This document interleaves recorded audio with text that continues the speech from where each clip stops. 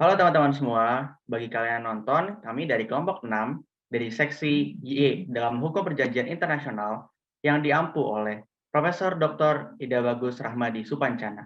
Di kesempatan kali ini, kita ingin mempresentasikan dengan jelas dan pemaparan terkait dengan ASEAN Open Skies Policy. Untuk itu, saya persilakan untuk Rainer Alvander Ali untuk bisa men-share screen.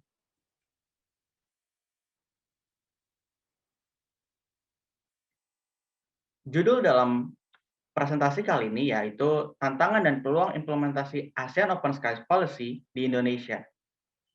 Dan selanjutnya, anggota tim kami terdiri dari, bisa di next slide, ada Marta Dewi, Andrian, saya sendiri, Jose Guardiola, Renal Avanda Ali, Christine Pins, dan Marcelo Di Harto. Pada kesempatan kali ini, izinkan saya untuk menjadi moderator dalam sesi presentasi kali ini. Untuk kesempatan yang pertama, saya izinkan Christine Pins untuk memaparkan materi terkait dengan ASEAN Open Skies Policy di bidang latar belakang. Baik, terima kasih Jose atas kesempatannya. Bagian pertama yang akan saya paparkan adalah latar belakang. Saya akan mulai presentasinya. Ide awal dibentuknya ASEAN adalah untuk mewujudkan kerjasama politik dan keamanan regional. Namun, secara perlahan, negara-negara yang tergabung dalam ASEAN melihat adanya kebutuhan ekonomi dari masing-masing negara yang memicu kerjasama di bidang ekonomi dalam ASEAN. Hingga kemudian hadirlah AEC atau ASEAN Economic Community sebagai salah satu pilar yang ditujukan untuk menstimulus integrasi ASEAN Community. Kemudian, untuk mempercepat hal tersebut, hadirlah ASEAN Open Sky Policy sebagai blueprint atau cetak biru dari AEC ini. Salah satu perannya ASEAN Open Sky Policy atau bisa disebut sebagai ASEM ini adalah menjadi pilar yang memfasilitasi atau memberikan kebebasan dalam pasar ekonomi di ASEAN yang merupakan tujuan dari AEC atau MEA yang kita kenal. Kemudian, pada tahun 2015, ASEAN memperlakukan ASEAN Open Sky Policy ini sebagai pendorong liberalisasi ekonomi dalam sektor penerbangan internasional, yang disebut juga sebagai ASEAN Single Aviation, atau tadi saya sebut sebagai ASEAN. Berikutnya, ASEM ini merupakan sebuah kesepakatan untuk mewujudkan kebebasan dalam industri transportasi udara yang dibuat oleh negara-negara anggota ASEAN, di mana kebijakannya itu bertujuan untuk mendorong pertumbuhan ekonomi sehingga meningkatkan konektivitas perekonomian serta mengintegrasikan kegiatan ekonomi di wilayah Asia Tenggara dengan cara menghilangkan hambatan dalam industri penerbangan. Tujuan dari ASEM ini adalah untuk memperluas dan memperdalam integrasi di semua aspek sektor penerbangan, termasuk liberalisasi layanan udara, keselamatan dan keamanan penerbangan, dan lalu lintas udara. Tujuan lainnya adalah untuk menciptakan kompetisi yang semakin ketat antara maskapai-maskapai penerbangan negara anggota ASEAN, dan kompetisi tersebut diharapkan mendorong memunculkan kondisi yang disebut dengan survival of the fittest, yang dapat mendorong para maskapai untuk meningkatkan kualitas penerbangannya dan memunculkan inovasi-inovasi baru agar mampu bersaing dalam kompetisi pada pasar di Asia Tenggara. Kemudian, pada tahun 2016, bulan April, Indonesia menandatangani kesepakatan tersebut dengan syarat hanya 5 kota yang masuk ke dalam kesepakatan perjanjian tersebut, yaitu Kota Jakarta, Medan, Surabaya, Makassar, dan Denpasar. Hal yang diatur dalam ASEM adalah kepemilikan dan kendali maskapai penerbangan dan entitas bisnis lain yang terlibat dalam industri penerbangan. Liberalisasi layanan tambahan transportasi udara, undang-undang persaingan, dan masalah terkait kesejahteraan pelanggan seperti perlindungan konsumen, tarif, dan biaya penggunaan bandara. Sekian dari saya kembalikan kepada moderator. Baik, terima kasih untuk pemaparan presentasi di kesempatan pertama. Kesempatan selanjutnya akan saya berikan kepada Marcelo Di Harto untuk memberitahukan dan mempresentasikan terkait bidang pengetahuan terkait dengan lingkup Asian Single Aviation Market itu sendiri. Dipersilakan untuk Marcelo Di Harto. Baik, terima kasih kepada Saudara Jose. Baik, saat ini saya akan menerangkan bagaimana sih ruang lingkup ASAM dan bagaimana agensi dari ASAM itu sendiri. Baik, berangkat dari pengertian dari pesawat terbang itu sendiri ya. Jadi bahwa saat ini kita tahu bahwa pesawat terbang itu sangat dibutuhkan ya, dan memudahkan bagi setiap kita untuk berpergian kemana-mana. Dan pesawat terbang ini merupakan suatu alat transportasi yang sangat berguna ya, di mana tidak bisa digunakan oleh transportasi darat atau transportasi laut lainnya. Nah, dari segi efektivitas, kecepatan, dan lain-lain. Nah, tapi bahwa kita tahu dari banyaknya kegunaan dari pesawat udara ini, tentu juga ada hambatan-hambatan di dalamnya, di mana terdapat suatu masalah hukum, di mana ada masalah hukum udara di wilayah daratan dan perairan dari suatu negara yang berdaulat. Nah, jika kita berbicara tentang kedaulatan, setiap negara pasti punya suatu ketentuan kedaulatannya sendiri gitu, di mana pasti ada batasan-batasan atau larang-larangan mengenai penerbangan dari negara lain yang melewati di wilayahnya. Nah, tapi hal ini dapat dikecualikan jika memang telah ada perjanjian yang disepakati antar berbagai negara yang ada dalam suatu perjanjian internasional. Nah, ketentuan-ketentuan tersebut tuh mungkin menjadi bahan perundingan, dan saat ini yang bisa dapat kita lihat sudah ada bahwa perundingan dalam suatu konferensi, dan hasilnya itu apa? Contohnya saat ini kita kenal dengan Chicago Convention International Civil Aviation.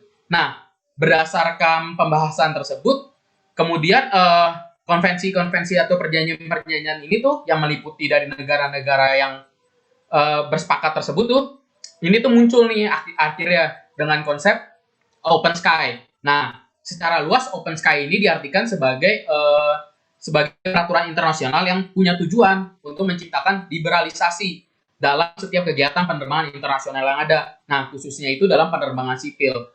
Nah, yang nantinya ini akan menjadi suatu pasar bebas nih bagi industri penerbangan yang ada.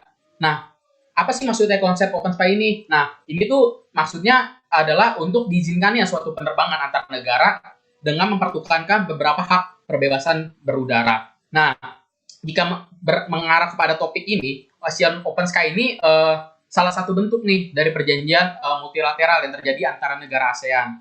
Yang tujuannya apa? Ya tadi, untuk mewujudkan liberalisasi penerbangan di wilayah ASEAN itu sendiri.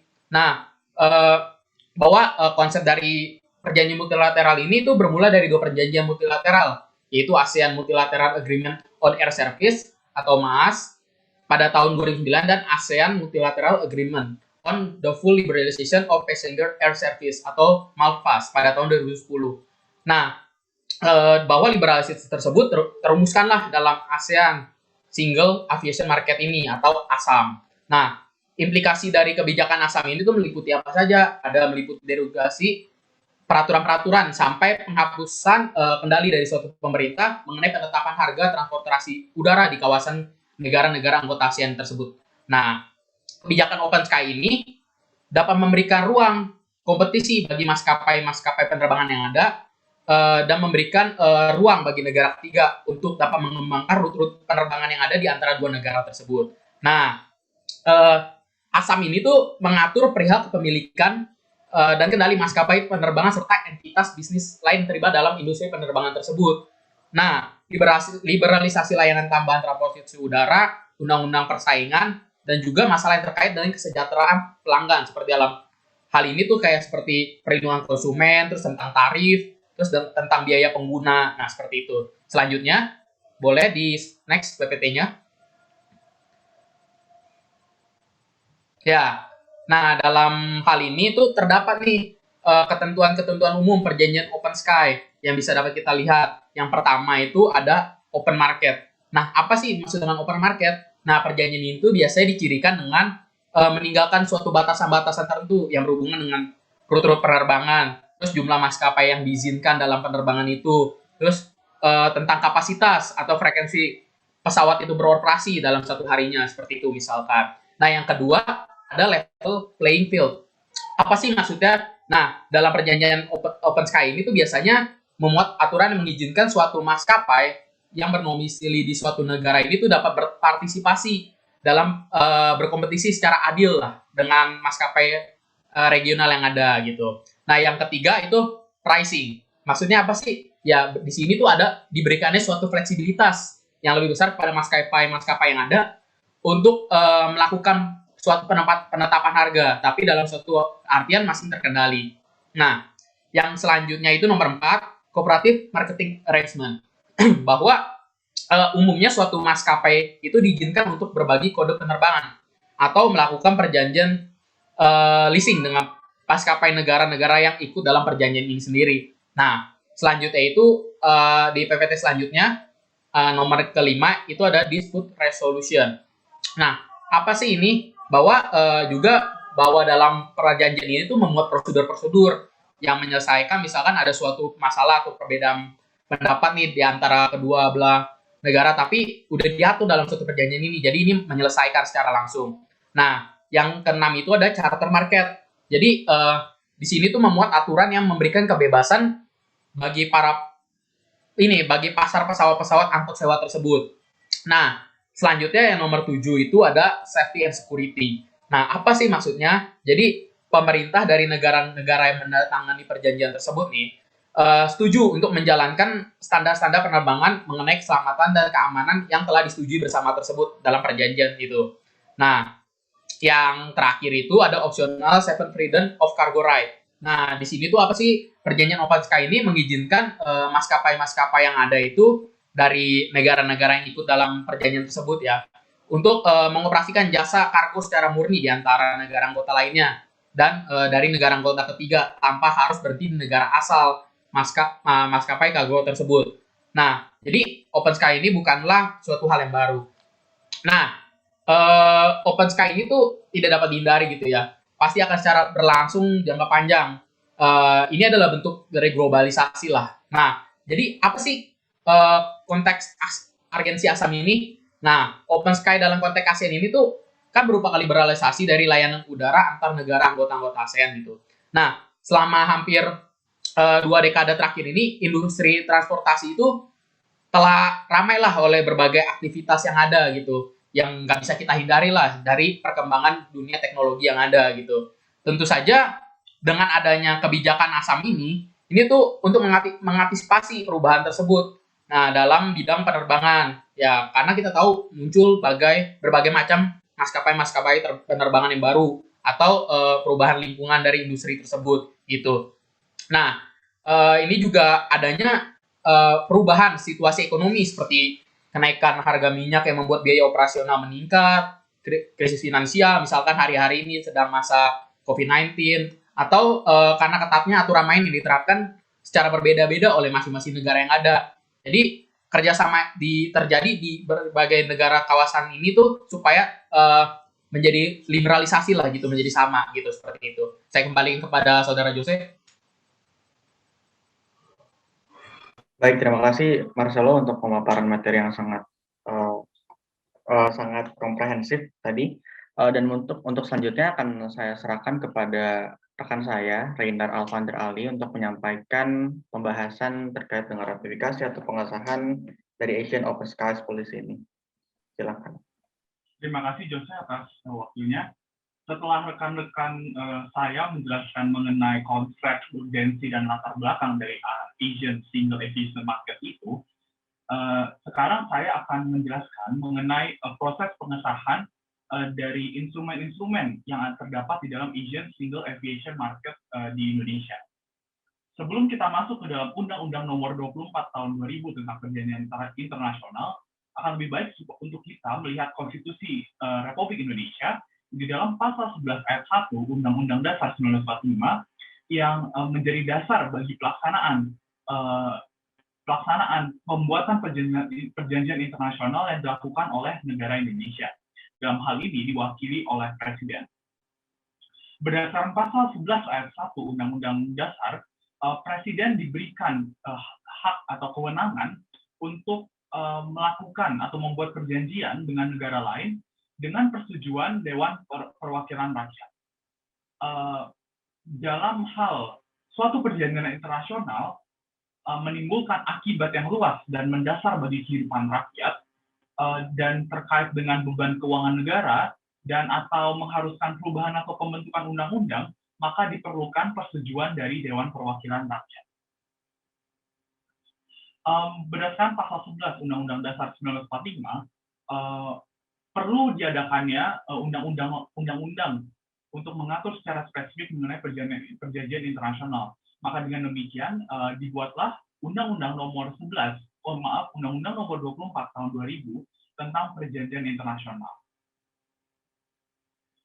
Dalam undang-undang ini kita bisa melihat bahwa terdapat beberapa tahapan proses pembuatan perjanjian internasional.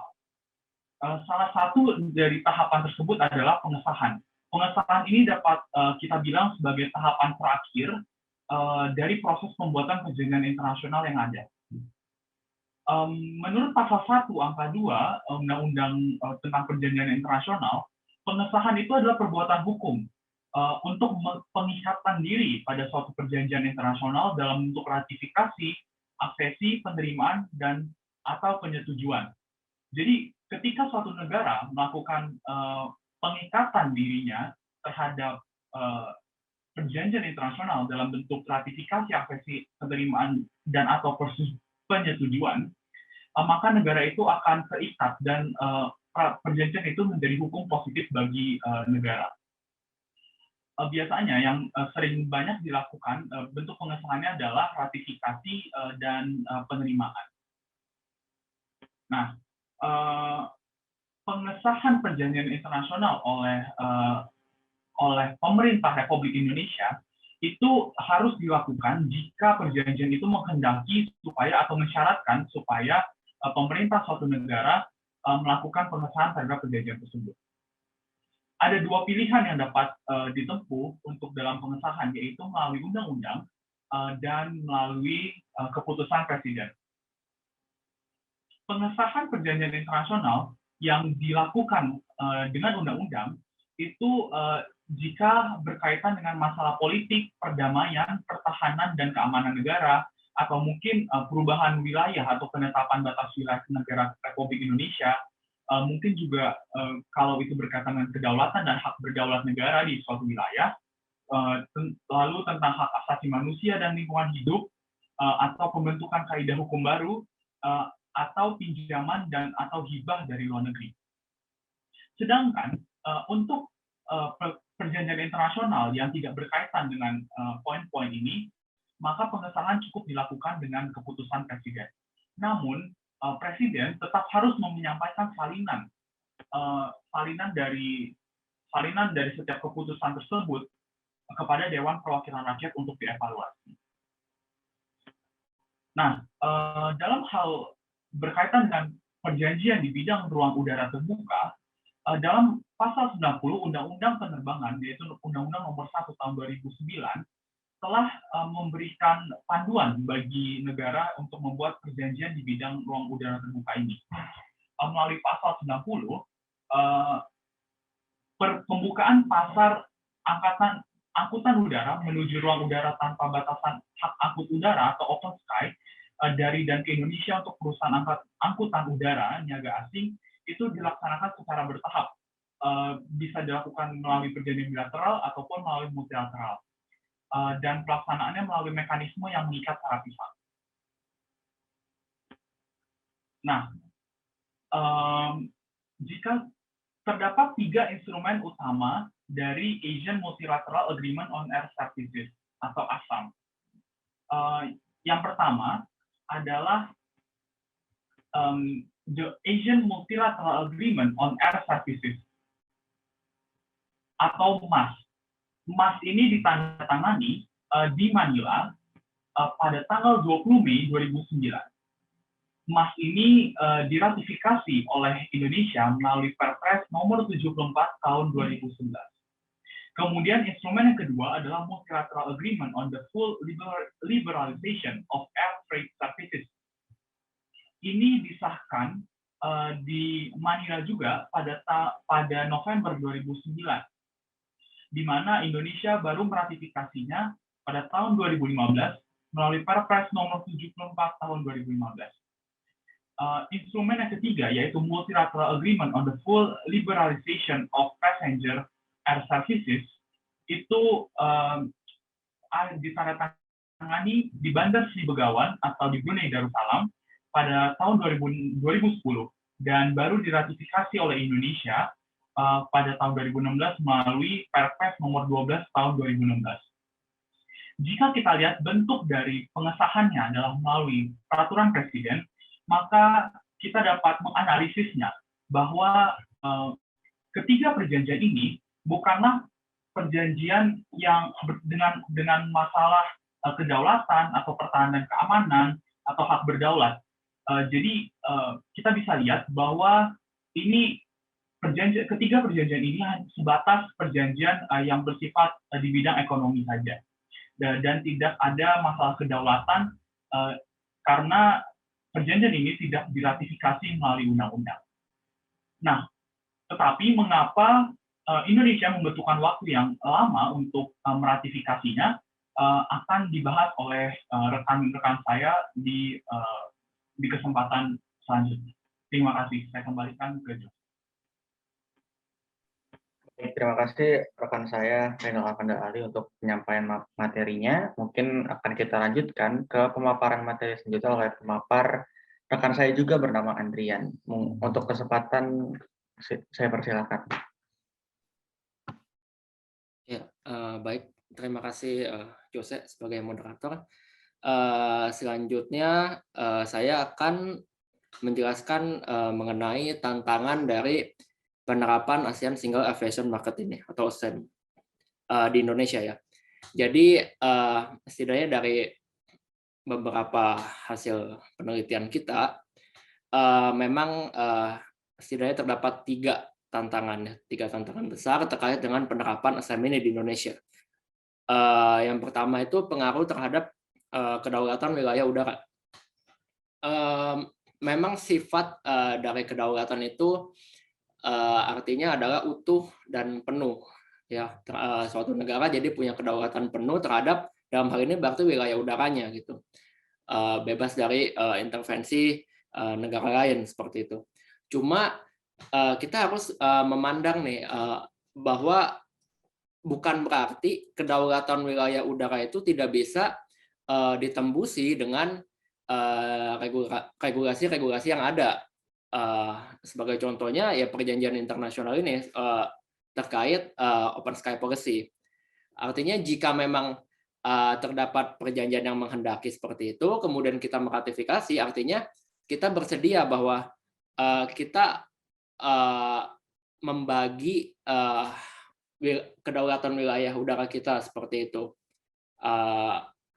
Ya dalam hal ini berarti ada intervensi maskapai ASEAN lainnya seperti itu di wilayah udara kita. Nah, isu yang diangkat pada kedaulatan wilayah udara ini adalah potensi terjadinya black flight. Artinya dengan dibukanya pasar bebas penerbangan di ASEAN ini, maka traffic penerbangan itu di Indonesia akan semakin meningkat. Nah, artinya butuh pengawasan ekstra ya bagi petugas-petugas kita untuk mengawasi penerbangan. Nah, ada juga potensi penerbangan yang ilegal yang bisa saja itu lolos dari pengawasan kita. Nah, itu yang membahayakan bagi ketahanan dan keamanan negara kita.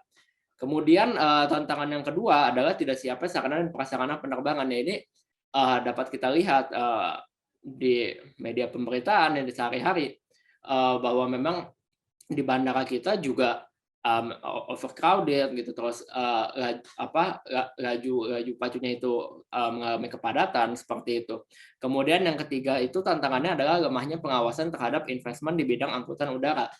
Ya ini meskipun ya kita tahu nggak di konvensi Chicago ya, di pasal 7-nya itu ada prinsip cabotage, artinya kita boleh menolak memberikan izin kepada maskapai asing untuk berusaha untuk beroperasional di negara kita.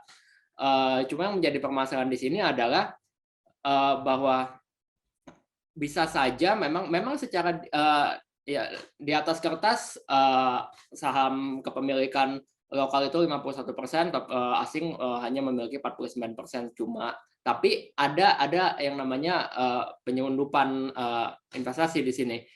Bisa saja perusahaan asing tersebut yang lebih dominan ya mengendalikan kegiatan operasional penerbangan di negara kita. Begitu. Boleh di next slide-nya. Ya, kemudian dengan ada tantangan-tantangan tadi,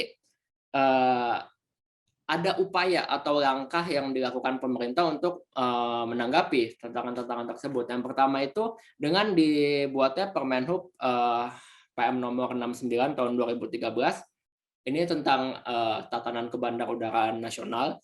Jadi kalau kita buka PM tersebut di pasal 37-nya dinyatakan bahwa Indonesia hanya membuka 5 bandara internasional dari 29 bandara internasional yang kita punya untuk open sky policy ini, yaitu 5 bandara tersebut ada Soekarno-Hatta, ada Ngurah Rai, terus ada Juanda, ada Sultan Hasanuddin, dan juga Bandara Kuala Namu. Seperti itu, artinya pemerintah memandang bahwa dibukanya 5 bandara internasional tersebut memang 5 area tersebut yang memiliki potensi ekonomi yang cukup tinggi untuk dimanfaatkan dalam rangka melaksanakan open sky policy itu. Kemudian yang kedua, penerapan prinsip cable tax yang tadi saya sudah paparkan di konferensi Chicago. Jadi diadaptasi juga di undang-undang kita, di undang-undang nomor 1 tahun 2009 tentang penerbangan, itu bisa dilihat di pasal 84 dan pasal 85. Jadi memang angkutan udara ini dijalankan oleh Badan Usaha Nasional seperti itu. Kemudian yang ketiga ada regulasi perizinan perusahaan penerbangan. Nah ini kita bisa lihat masih di Undang-Undang Penerbangan di pasal 90-nya. Jadi dalam rangka melaksanakan open sky policy, ya, pasar bebas penerbangan ini memang harus diikat dengan perjanjian bilateral ataupun multilateral. Ya, multilateralnya seperti ini, seperti yang diterapkan di ASEAN Single Aviation Market ini. Kemudian yang keempat ada Permenhub PM nomor 77 tahun 2011. Jadi ini tentang tanggung jawab pengangkutan angkutan udara. Artinya di sini pemerintah merasa bahwa perlu peningkatan pelayanan terhadap konsumen, seperti misalkan ada konsumen yang kehilangan bagasi ataupun pembatalan penerbangan, itu akan dilakukan ganti rugi seperti itu. Kemudian bisa dilanjut slide-nya.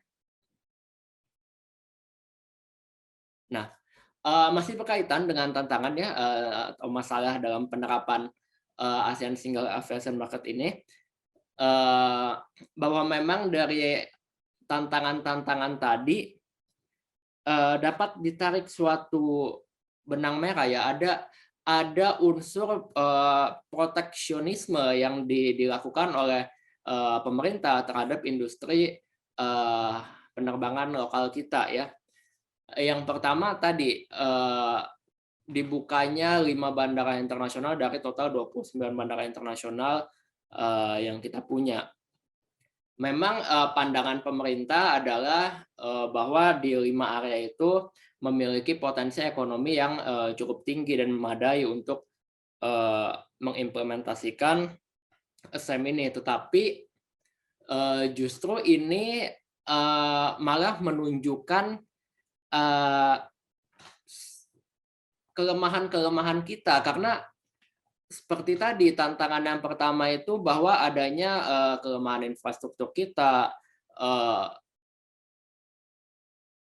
Sebagai contoh deh, apabila kita mengutip data ya data di website Angkasa Pura dan di Kemenhub itu bisa dilihat di tahun 2013 saja ya, yang mana ini artinya Indonesia sudah meratifikasi multilateral agreement on air services, ya.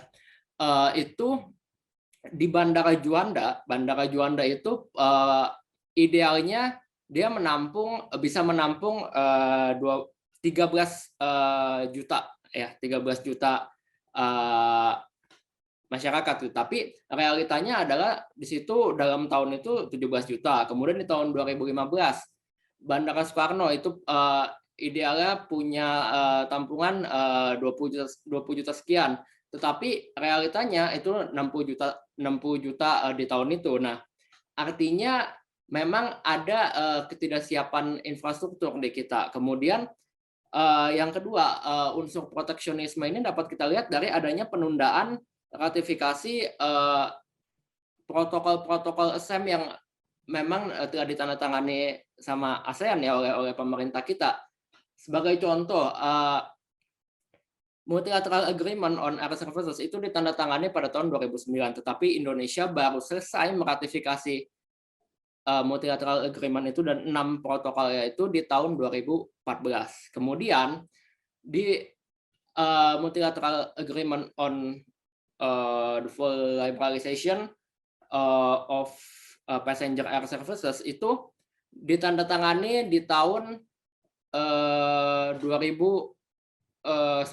tapi kita baru selesai meratifikasi di tahun 2016, sedangkan di negara-negara ASEAN lainnya itu di tahun 2010 sampai 2013 itu sudah selesai meratifikasi.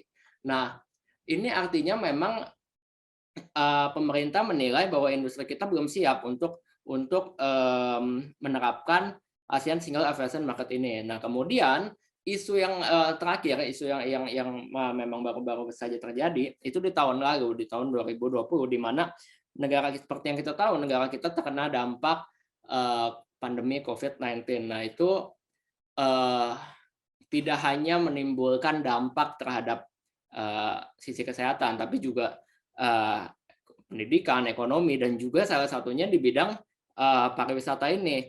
Nah, tahun lalu diadakan the 52nd ASEAN Antios Meeting and Related Meetings ya, di mana ini perwakilan-perwakilan pariwisata di negara-negara ASEAN itu bertemu, dan agendanya tahun lalu itu adalah bagaimana cara ASEAN untuk menanggulangi isu COVID-19 ini. Nah, salah satu wacana yang diusulkan oleh perwakilan kita, Direktur Hubungan Antar Lembaga Kemenparekraf kita, adalah dengan menghapus ASEM ini. Nah, tentu ini menjadi perdebatan bagi pengamat penerbangan dan juga pengamat pariwisata bahwa dengan dihapusnya ASEM ini, maka akan lebih banyak menimbulkan kerugian bagi kita, karena pada kondisi normal saja ASEM ini tidak memberikan potensi keuntungan yang optimal bagi kita. Sehingga muncul pertanyaan, bagaimana jika ASEM ini dihapus? Apakah nilai ekonomis pariwisata kita akan lebih optimal? Seperti itu. Nah, kalau menurut kami dalam memandang isu ini adalah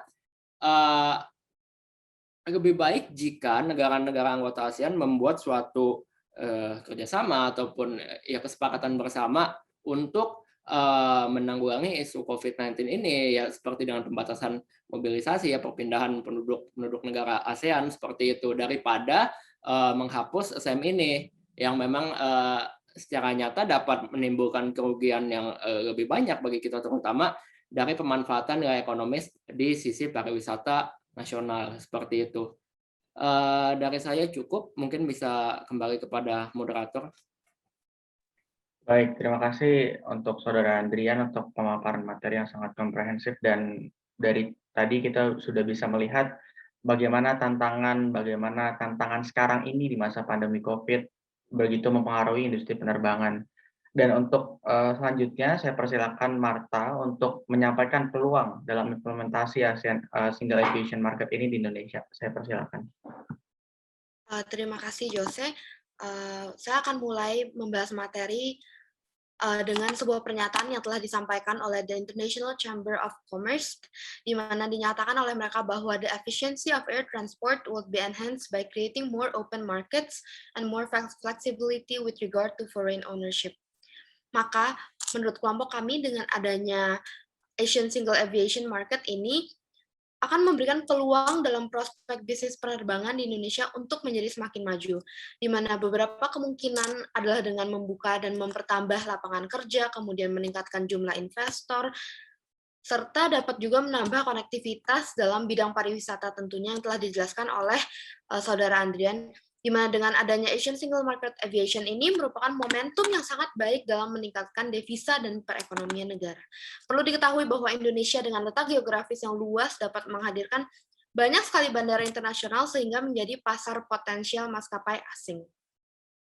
Dengan adanya perjanjian ini, kami memiliki keyakinan bahwa perjanjian ini dapat memberikan peluang yang sangat baik dalam bisnis yang berhubungan dengan perawatan dan perbaikan pesawat pula, di mana menurut Kementerian Perindustrian terdapat potensi yang tinggi dalam bidang MRO atau kita sebut sebagai Maintenance, Repair, and Overhaul, di mana bidang MRO ini merupakan bidang kerja operasional dan pemeliharaan yang mencakup pemeliharaan fungsional, servis, perbaikan, atau penggantian perangkat, peralatan, dan mesin. Dengan adanya Asian Single Aviation Market ini akan mendorong Indonesia dalam meningkatkan kualitas dalam penyediaan servis yang baik untuk maskapai-maskapai yang akan datang ke Indonesia. Maka dengan memiliki industri MRO yang berkualitas, hal ini tentunya akan sangat membantu dalam perekonomian dikarenakan jumlah dan kuantitas penerbangan yang akan memasuki Indonesia akan dengan sendirinya meningkat. Kemudian adalah bahwa dari pengaruh Asian Single Aviation Market ini tentunya berdampak besar pada pariwisata, yang hal ini dikarenakan kemudahan akses yang diberikan dalam segi penerbangan. Selanjutnya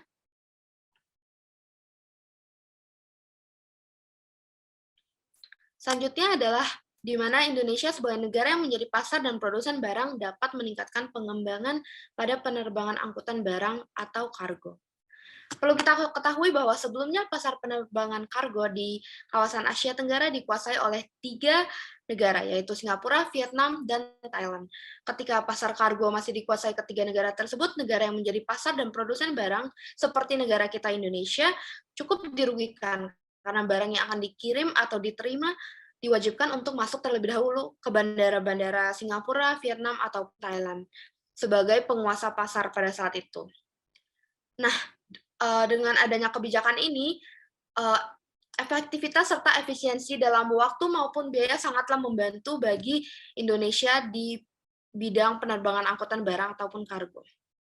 Kemudian, sektor pasar penerbangan kargo ini akan menjadi sangat menguntungkan bagi Indonesia dengan memperhatikan dan berfokus pada kualitas dan efektivitas jalur penerbangan kargo yang dimiliki, maka akan menjadi peluang bagi Indonesia apabila memiliki trafik penerbangan kargo yang lebih tinggi dari negara-negara lain, seperti negara pesaingnya yaitu Singapura. Kemudian, dengan adanya Asian Single Aviation Market ini juga memberikan keterbukaan akses bagi maskapai Indonesia sehingga mampu melakukan ekspansi dan meningkatkan kemampuan untuk bersaing di luar kawasan Asian dalam era globalisasi. Hal ini dikarenakan daya saing yang tinggi dapat menaikkan pula kualitas bagi maskapai-maskapai di Indonesia agar dapat bersaing dalam skop internasional. Itu saja pemaparan materi mengenai peluang dalam penerapan Asian Single Market Aviation ini. Saya kembalikan kepada moderator kita, Jose Guardiola. Oke, terima kasih buat Marta buat pemaparan materi terkait dengan peluang dan dalam penerapan ASEAN Single Aviation Market di Indonesia. Dan untuk kesempatan selanjutnya, izinkan saya untuk memaparkan materi terakhir dari presentasi kami pada hari ini terkait dengan how ASEAN affects countries in ASEAN.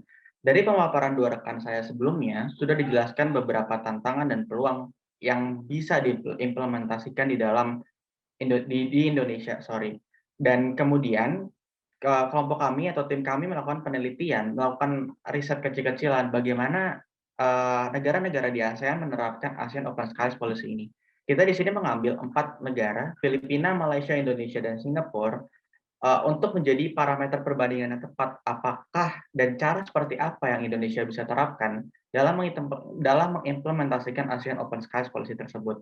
Hal ini dikarenakan 4 negara ini adalah negara yang biasanya berbeda dengan negara-negara yang seperti Laos, Kamboja, Vietnam, dan negara-negara yang saling berdempetan. 4 negara ini merupakan negara-negara yang memang menggunakan jalur laut dan udara dalam transportasi antar negara. Dan untuk yang pertama, saya akan mulai masuk ke dalam negara Filipina. Di sini, karakteristik negara Filipina paling cocok dengan karakteristik yang ada di negara Indonesia, yaitu letak geografis dan negara kepulauan yang ada, membuat kita harus bisa berkaca dari apa yang sudah Filipina lakukan. Di awal periode sebelum adanya ASEAN Single Aviation Market ini, Filipina mengalami kesulitan. Maksudnya kesulitan adalah mereka ingin memajukan sektor penerbangan, baik dari maskapai, infrastruktur bandara, hingga operasional kerja bandara. Hal ini untuk jadi Filipina menyadari bahwa salah satu kelebihan yang mereka punya adalah banyak ke tempat wisata dan pemasukan dan devisa negara bisa mereka dapatkan dari apabila turis-turis itu masuk ke dalam wilayah Filipina tersebut. Sehingga pengedepanan sektor pariwisata akan menunjang devisa negara yang Filipina itu punya gitu dan miliki. Dan ternyata memang masalah utama adalah di negara kepulauan itu sendiri ataupun letak geografis. Karena apabila banyaknya maskapai yang masuk, kemudian banyaknya turis yang masuk dan penggunaan maskapai istilahnya membengkak, di situ nanti akan terlihat bahwa akan ada stigma Filipina sebagai negara yang konsumtif dalam dunia industri penerbangan itu sendiri. Namun, yang harus dapat kita sadari dari Filipina adalah mereka melakukan ekspansi. Di era Asian Single Aviation Market ini, yang terus digencarkan oleh tiap negara adalah membuat maskapai low cost carrier.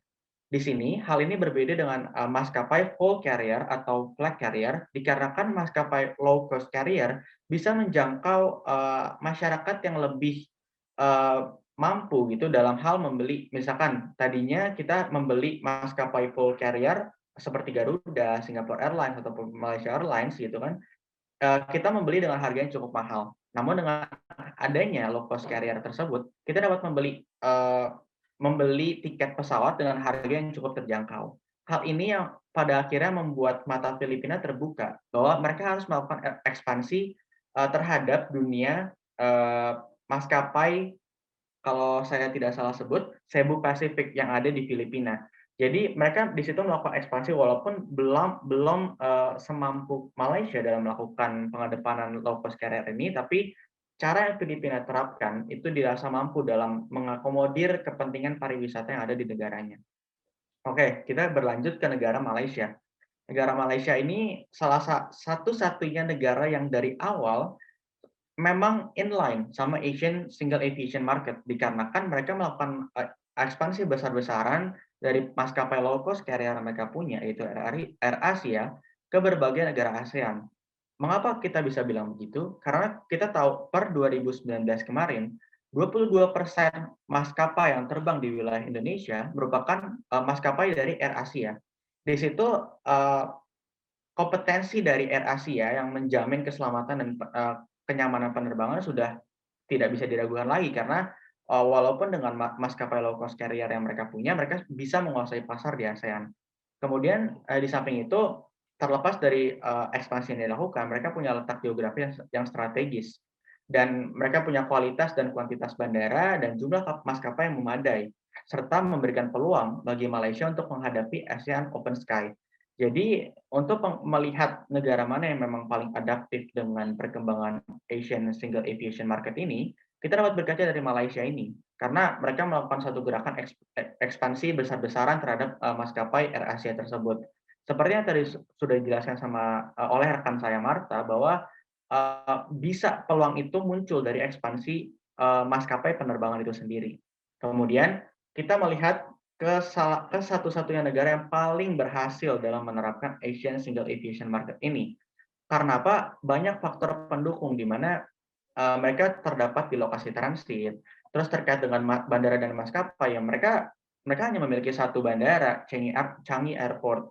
Dan kita harus appreciate kerja mereka karena tidak mudah untuk menjadi satu negara yang ada di lokasi transit yang mengakomodir begitu banyak kebutuhan dari negara-negara di ASEAN terhadap Eropa ataupun terhadap dunia Afrika gitu, yang pada akhirnya Singapura bisa mengakomodasi itu. Karena kita tahu sendiri Singapore Airlines yang merupakan maskapai full service yang mereka punya itu sudah lebih daripada maskapai full service yang kita punya, yaitu Garuda Indonesia. Dan di samping itu, kita dapat melihat bahwa Singapura itu kembali mengedepankan yang tadi yang hanya mengadakan full service itu, mereka akhirnya membuat adanya Silk Air and Scott sebagai low cost carrier yang mereka punya, yang pada akhirnya di awal-awal Indonesia dan Malaysia mendominasi pasar Cebu Pacific masuk, dan di situ mereka bertiga mendominasi pasar terkait dengan low cost carrier. Namun ketika Singapura masuk, mereka langsung bisa menggantikan posisi Cebu Pacific sebagai maskapai low cost carrier yang memang sudah diakui oleh negara-negara. Dan oleh sebab itu mungkin bisa dilanjut ke next slide terkait dengan data-data yang kita punya gitu. Indonesia sendiri di tahun 2018 ada 29 bandara internasional yang dijalankan di Indonesia, dan 22% dominasi 22%-nya itu didominasi oleh Air Asia dan Garuda Indonesia. itu hanya sebesar 14%. Jadi 22% yang lebih besar untuk Air Asia dan Garuda Indonesia hanya sebesar 14% gitu. Begitupun untuk penerbangan internasional dari Singapura ke Indonesia yang memang didominasi oleh Singapore Airlines. Nah, pertanyaan yang muncul adalah mengapa Garuda Indonesia tidak bisa menyamakan derajatnya dengan Singapura Airlines gitu. Apalagi dari tujuan Singapura ke Indonesia otomatis banyak sekali gitu penerbangan internasional yang melibatkan orang-orang Indonesia dan kenapa mereka lebih percaya gitu terhadap kredibilitas dari Singapore Airlines. Ini sebenarnya tidak terlepas dari penalti yang kita dapatkan dari Uni Eropa terkait dengan keselamatan dan keamanan dari penerbangan Garuda Indonesia sendiri. Walaupun sampai sekarang ini kita sudah tidak mendapatkan penalti dari Uni Eropa tersebut. Tapi itu merupakan presiden yang buruk yang harus kita antisipasi ke depannya. Kemudian kita lihat dari Malaysia gitu. Nah, maskapai Air Asia yang tadi sudah saya bilang sebelumnya, mereka mendominasi 22% penerbangan internasional di Indonesia gitu. Sedangkan kita punya maskapai low cost carrier kita, yaitu Lion Air itu sendiri. Dan keberhasilan ekspansi tersebut berdampak terhadap kenaikan jumlah penumpang tiap tahunnya gitu. Bisa dilihat dari 2014 sampai 2018 terdapat kenaikan penumpang yang cukup signifikan gitu dalam maskapai low cost carrier yang Malaysia punya. Boleh dilanjut ke slide selanjutnya. Kemudian terkait dengan dua negara lain yaitu Filipina gitu. Filipina seperti yang tadi sudah saya katakan, ada kesempatan Filipina untuk meningkatkan PDB negara tersebut 100 kali lipat di tahun 2030. Dikarenakan niat dan memang ekspansi besar-besar gitu yang dilakukan oleh maskapai low cost carrier ini, di mana dia udah melakukan ekspansi ke jalur penerbangan internasional ke 26 kota dari 15 negara dari Asia, Australia, Timur Tengah, termasuk penerbangan ke Bali, Indonesia. Itu merupakan hal yang mungkin kita bisa contoh ya. Dan kemudian untuk Singapura sendiri, kredibilitasnya sudah tidak bisa kita pungkiri kalau mereka berpeluang besar untuk menjadi negara yang mendominasi Asian Open Skies Policy ini. Namun dapat kita sadari bahwa kunci utama dari peluang dan tantangan yang ada di Indonesia ini adalah ekspansi gitu. Saya mengutip apa yang Richard Branson katakan, kayak seperti if you want to be a millionaire, start with $1 billion and launch a new airlines. Hal tersebut menjadi parameter utama. Kayak kalau kita mau menjadi 1 jutawan atau bahkan milioner gitu, ya kita mulai dengan mengekspansi dan kita mulai dengan membuat satu airline yang bisa mendominasi pasar gitu. Buktinya kita bisa lihat Singapura, dia menciptakan Scott untuk sebagai pesaing Lion Air dan Air Asia. Padahal sebelumnya Silk Air yang ada di Singapura itu udah hampir tidak kelihatan eksistensinya. Tapi ketika Scott itu masuk dan merger dengan Silk, mereka bisa mendominasi pasar gitu di lingkungan ASEAN. Dan kemudian mungkin slide saya sampai di sini, namun berikan saya kesempatan untuk menyampaikan kesimpulan dari pemaparan materi kita pada hari ini, di mana memang kita tidak dapat mungkiri kalau tantangan-tantangan yang ada yang seperti rekan saya sebutkan itu memang mendominasi hati pemerintah. Namun ada baiknya kita tidak muluk-muluk melihat dari sisi negatif. Kalau kita ngomongin tentang kedaulatan dengan hak berdaulat atau sovereign right itu merupakan dua hal yang berbeda. Di sini kita bisa lihat kalau misalkan Asian Open Skies Policy ini sama sekali tidak mengambil kedaulatan yang dimiliki utuh oleh negara Indonesia ini. Seperti yang tadi sudah rekan saya katakan bahwa dengan adanya eksistensi Asian Single Aviation Market ini itu tidak mereduce gitu kedaulatan yang kita punya. Kita bisa lihat dari praktik simpelnya saja. Flight Information Region yang Indonesia dan Singapura miliki itu sama sekali tidak melanggar kedaulatan yang kita punya karena kita hanya memberikan hak berdaulat atau hak untuk menguasai FIR di wilayah Natuna di dalam time zone A, B ataupun C, yaitu karena memang konsen dari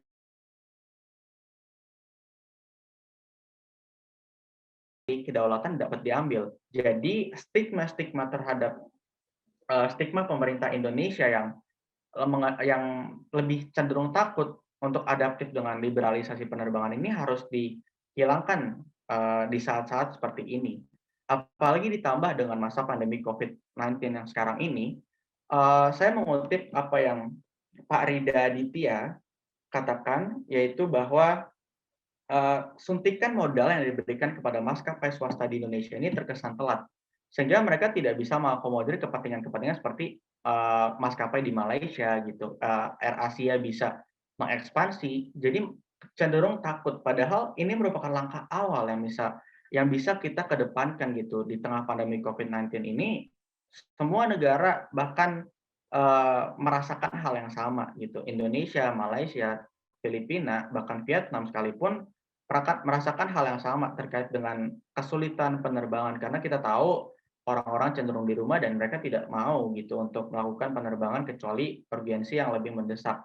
Namun ketika kita bisa mengakomodir hal-hal seperti mengedepankan ekspansi, memberikan kenyamanan dan keselamatan penerbangan, kami rasa hal itu udah tepat gitu untuk dilaksanakan. Jadi kita tidak boleh terlalu takut untuk membatasi diri kita terhadap tantangan yang ada di ASEAN ini, karena seperti yang udah rekan saya katakan, terdapat banyak banget peluang. Terlepas dari negara kita di kondisi geografis yang susah, maksudnya susah adalah dalam artian kita harus melibatkan banyak sekali kepentingan dan pasar di situ, dan cara yang paling tepat adalah untuk lebih terbuka seperti Filipina, untuk lebih bisa menerapkan apa yang ada di dalam Asian Open Skies Policy ini, untuk kita mengambil sisi positif, kita menaikkan pariwisata. Kita tahu Menteri pariwisata dan ekonomi kreatif kita, Pak Sandiaga Uno, sudah banyak kesempatan beliau untuk memaparkan bahwa kita harus mengedepankan pariwisata, dan itu hal yang tepat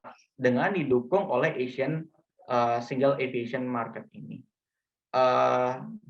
Kalau begitu, kesempatan presentasi kali ini, saya berterima kasih kepada rekan saya Andrian, Christine, Rainer, Marta, dan Marcelo, serta teman-teman yang nantinya akan menonton video ini.